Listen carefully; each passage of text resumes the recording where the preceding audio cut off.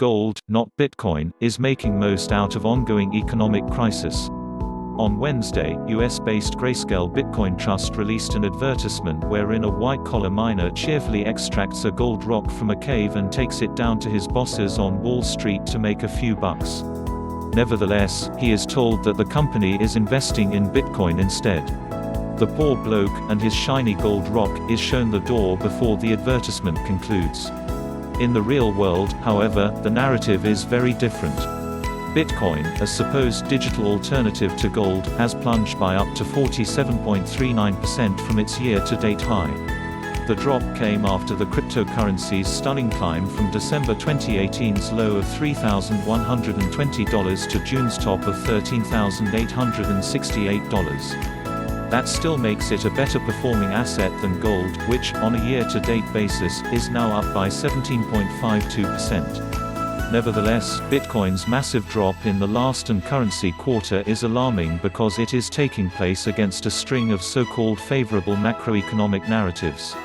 An unconcerned safe haven quantitative easing programs, currency devaluation, rate cuts, Brexit, Hong Kong crisis, US-China trade war, and recession are among some global catalysts that could send Bitcoin's value higher. Maximalists on crypto Twitter often chanted the "Buy Bitcoin" slogan whenever things turn sour for investors in traditional financial markets.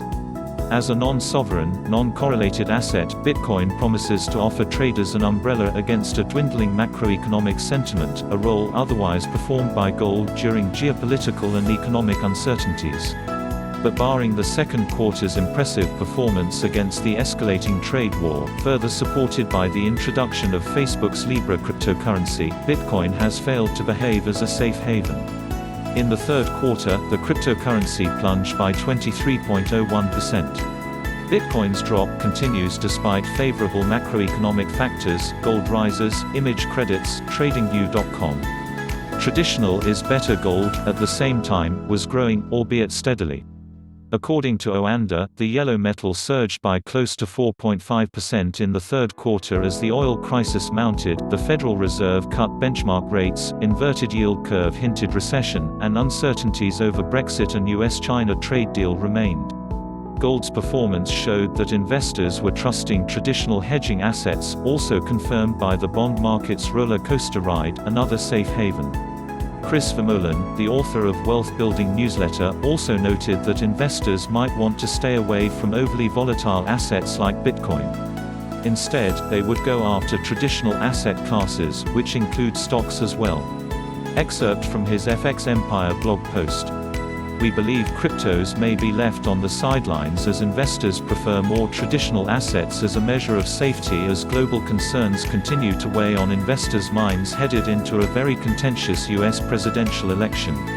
Currencies, metals, mature global market assets and true value stocks may become the investment of choice until we see some real clarity for the future from the global markets, global central banks, and global political leaders. Bitcoin continues to underperform against more devastating economic data coming from the US, Germany, and China. The cryptocurrency this week plunged by more than $600 to go below a crucial support level of $7,500. Analysts believe it would continue its downtrend further toward the $5,000 level. For more updates, subscribe and share this video.